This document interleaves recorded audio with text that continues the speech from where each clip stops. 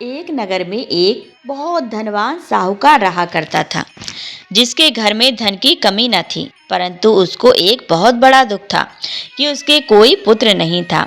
वह इसी चिंता में दिन रात लगा रहता था। वह पुत्र की कामना के लिए प्रत्येक सोमवार को शिव जी का व्रत और पूजन किया करता था तथा सायंकाल को शिव मंदिर में जाकर के शिव जी के सामने दीपक जलाया करता था। उसके उस भक्ति भाव को देखकर एक समय श्री पार्वती जी ने शिवजी महाराज से कहा कि महाराज, यह साहूकार आपका अनन्य भक्त है और सदैव आपका व्रत और पूजन बड़ी श्रद्धा से करता है। इसकी मनोकामना पूर्ण करनी चाहिए। शिवजी ने कहा, हे पार्वती, यह संसार कर्म क्षेत्र है। जैसे किसान खेत में जैसा बीज बोता है वैसा ही फल काटता है, उसी तरह इस संसार में जैसा कर्म करते हैं वैसा ही फल भोगते हैं। पार्वती जी ने अत्यंत आग्रह से कहा, महाराज, जब यह आपका अनन्य भक्त है और इसको अगर किसी प्रकार का दुख है तो उसको अवश्य दूर करना चाहिए, क्योंकि आप सदैव अपने भक्तों पर दयालु होते हैं और उनके दुखों को दूर करते हैं। यदि आप ऐसा नहीं करेंगे तो मनुष्य आपकी सेवा तथा व्रत क्यों करेंगे। पार्वती जी का ऐसा आग्रह देख शिवजी महाराज कहने लगे, हे पार्वती, इसके कोई पुत्र नहीं है। इसी चिंता में यह अति दुखी रहता है। इसके भाग में पुत्र न होने पर भी मैं इसको पुत्र प्राप्ति का वर देता हूँ, परंतु यह पुत्र केवल 12 वर्ष तक ही जीवित रहेगा। इसके पश्चात वह मृत्यु को प्राप्त हो जाएगा। इससे अधिक मैं और कुछ इसके लिए नहीं कर सकता। यह सब बातें साहूकार सुन रहा था। इससे उसको ना कुछ प्रसन्नता हुई और ना ही कुछ दुख हुआ। वह पहले जैसा ही शिवजी महाराज का व्रत और पूजन करता रहा। कुछ काल व्यतीत हो जाने पर साहूकार की स्त्री गर्भवती हुई और 10वें महीने में उसके गर्भ से अति सुंदर पुत्र की प्राप्ति हुई। साहूकार के घर में बहुत खुशी मनाई गई, परंतु साहूकार ने उसकी केवल 12 वर्ष की आयु जानकर अधिक प्रसन्नता प्रकट नहीं की और ना ही किसी को भेद ही बताया। जब वह बालक 11 वर्ष का हो गया तो उस बालक की माता ने उसके पिता से विवाह आदि के लिए कहा, तो वह साहूकार कहने लगा कि अभी मैं इसका विवाह नहीं करूंगा, अपने पुत्र को काशी जी पढ़ने के लिए भेजूंगा। फिर साहूकार ने अपने साले अर्थात बालक के मामा को बुला करके उसको बहुत सा धन देकर कहा, तुम उस बालक को काशी जी पढ़ने के लिए ले जाओ और रास्ते में जिस स्थान पर भी जाओ यज्ञ तथा ब्राह्मणों को भोजन कराते जाओ। वह दोनों मामा भांजे यज्ञ करते और ब्राह्मणों को भोजन कराते जा रहे थे। रास्ते में उनको एक शहर पड़ा।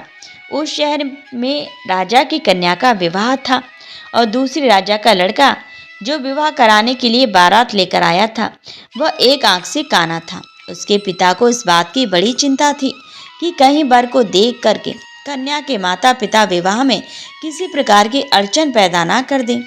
इस कारण जब उसने अति सुंदर सेठ के लड़के को देखा तो मन में विचार किया कि क्यों ना दरवाजे के समय इस लड़के से वर का काम चलाया जाए। ऐसा विचार कर वर के पिता ने उस लड़के और मामा से बात की तो वे राजी हो गए। फिर उस लड़के को वर के कपड़े पहना तथा घोड़ी पर चढ़ा दरवाजे पर ले गए और सब कार्य प्रसन्नता से पूर्ण हो गया। फिर वर के पिता ने सोचा कि यदि विवाह कार्य भी इसी लड़के से करा लिया जाए तो क्या बुराई है। ऐसा विचार करके लड़के और उसके मामा से कहा, यदि आप फेरों का और कन्यादान के काम को भी करा दें तो आपकी बड़ी कृपा होगी और मैं इसके बदले में आपको बहुत कुछ धन दूंगा। तो उन्होंने स्वीकार कर लिया और विवाह कार्य भी बहुत अच्छी तरह से संपन्न हो गया। परंतु जिस समय लड़का जाने लगा तो उसने राजकुमारी की चुनरी के पल्ले पर लिख दिया कि तेरा विवाह तो मेरे साथ हुआ है, परंतु जिस राजकुमार के साथ तुमको भेजेंगे वह एक आंख से काना है और मैं काशी जी पढ़ने जा रहा हूँ। लड़के के जाने के पश्चात उस राजकुमारी ने जब अपनी चुंदड़ी पर ऐसा लिखा हुआ पाया तो उसने राजकुमार के साथ जाने से मना कर दिया और कहा, यह मेरा पति नहीं है, मेरा विवाह इसके साथ नहीं हुआ है, वो तो काशी जी पढ़ने गया है। राजकुमारी के माता पिता ने अपनी कन्या को विदा नहीं किया और बारात वापस चली गई। उधर सेठ का लड़का और उसका मामा काशी जी पहुंच गए।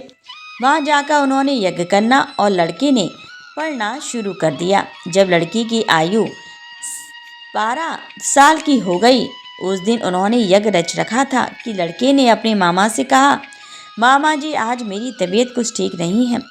मामा ने कहा, अंदर जाकर सो जाओ। लड़का अंदर जाकर सो गया और थोड़ी देर में उसके प्राण निकल गए। जब उसके मामा ने आकर देखा तो वह मुर्दा पड़ा था और उसको बहुत बड़ा दुख हुआ और उसने सोचा कि अगर मैं अभी रोना पीटना मचा दूंगा तो यज्ञ का कार्य अधूरा रह जाएगा। अतः उसने जल्दी से यज्ञ का कार्य समाप्त कर ब्राह्मणों के जाने के बाद रोना पीटना आरंभ कर दिया। संयोगवश उसी समय शिव पार्वती जी उधर से जा रहे थे। जब उन्होंने जो जो सी रोने की आवाज़ सुनी तो पार्वती जी कहने लगी, महाराज कोई दुखिया रो रहा है, इसके कष्ट को दूर कीजिए। जब शिव पार्वती ने पास जाकर देखा तो वहाँ एक लड़का मुर्दा पड़ा था। पार्वती जी कहने लगी, महाराज ये तो उसी सेठ का लड़का है जो आपके वरदान से हुआ था। शिव जी कहने लगे, हे पार्वती इस बालक को और आयु दो, नहीं तो इसके माता पिता तड़प तड़प कर मर जाएंगे। पार्वती जी के बार बार आग्रह करने पर शिव जी ने उसको जीवन वरदान दे दिया और शिव जी महाराज की कृपा से लड़का जीवित हो गया। शिव जी और पार्वती कैलाश पर्वत को चले गए। तब वह लड़का और मामा उसी प्रकार यज्ञ करते तथा ब्राह्मणों को भोजन कराते अपने घर की ओर चल पड़े। रास्ते में उसी शहर में आए जहाँ उसका विवाह हुआ था। वहाँ आकर उन्होंने यज्ञ आरंभ कर दिया तो उस लड़के के ससुर ने उसको पहचान लिया और अपने महल में ले जाकर उसकी बड़ी खातिर की। साथ ही बहुत से दास दासियों सहित आदर पूर्वक लड़की और जमाई को विदा किया। जब वह अपने शहर के निकट आए तो मामा ने कहा, मैं पहले तुम्हारे घर जाकर खबर कराता हूँ। जब उस लड़के का मामा घर पहुँचा तो लड़के के माता पिता घर की छत पर बैठे थे और यह प्रण कर रखा था कि यदि हमारा पुत्र सकुशल लौट आया तो हम राजी खुशी नीचे आ जाएंगे, नहीं तो छत से गिरकर अपने प्राण खो देंगे। इतने में उस लड़के के मामा ने आकर यह समाचार दिया कि आपका पुत्र आ गया है, तो उनको विश्वास नहीं आया और तब उसके मामा ने शपथ पूर्वक कहा कि आपका पुत्र अपनी स्त्री के साथ बहुत सारा धन लेकर आया है। तो सेठ ने आनंद के साथ उसका स्वागत किया और बड़ी प्रसन्नता के साथ रहने लगे। इसी प्रकार से जो कोई भी सोमवार के व्रत को धारण करता है अथवा इस कथा को पढ़ता या सुनता है उसकी समस्त मनोकामनाएं पूर्ण होती हैं। सोमवार को शिवलिंग पर जल अर्पण का विशेष महत्व है। समुद्र मंथन से निकले हलाहल का पान करने से शिव का कंठ नीला पड़ गया था। विष की उष्णता को शांत करने के लिए समस्त देवी देवताओं ने शिव पर जल अर्पण किया। तभी से जल अर्पण की परंपरा है। तो बोलो भगवान शिव शंकर मां पार्वती की जय। जय शिव ओंकारा, ओम जय शिव ओंकारा। ब्रह्मा विष्णु सदा शिव हरदांगी धारा। ओम जय शिव ओंकारा। एकानन चतुरानन पंचानन राजे, स्वामी पंचानन राजे। हंसाजन गरुणाशन वृषवाहन साजे। ओम जय शिव ओंकारा। दो भुज चार चतुर्भुज, 10 भुज अति सोहे, स्वामी 10 भुज अति सोहे। त्रिगुण रूप निरखता, त्रिभुवन जन मोहे। ओम जय शिव ओंकारा। अक्षमाला वनमाला रुडमाला धारी, स्वामी रुडमाला धारी। चंदन मृग मद सोहे, भाले शशिधारी। ओम जय शिव ओंकारा। श्वेतांबर पीतांबर बागांबर अंगे, स्वामी बागांबर अंगे। सनकादिक ब्रह्मादिक भूतादिक संगे। ओम जय शिव ओंकारा करके मध्य कमंडलु चक्र धरता स्वामी चक्र धरता जग करता जग भरता जग संहार करता। ओम जय शिव ओंकारा। ब्रह्मा विष्णु सदाशिव जानते अविवेका स्वामी जानते अविवेका। प्रणवाक्षर के मध्य ये तीनों एका। ओम जय शिव ओंकारा। काशी में विश्वनाथ विराजत नंदी ब्रह्मचारी स्वामी नंदी ब्रह्मचारी। नित्य उठे भोग लगावत महिमा अति भारी। ओम जय शिव ओंकारा। त्रिगुण शिव जी की आरती जो कोई नर गावे स्वामी प्रेम सहित गावे।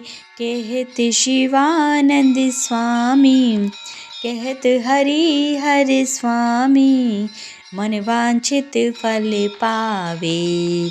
ओम जय शिव ओंकारा। बोल भगवान शिव शंकर माँ पार्वती की जय।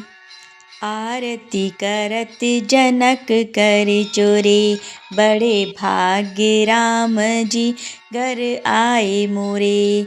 जीत स्वयंवर धनुष चढ़ाए सब भूपन के गर्व मिटाए।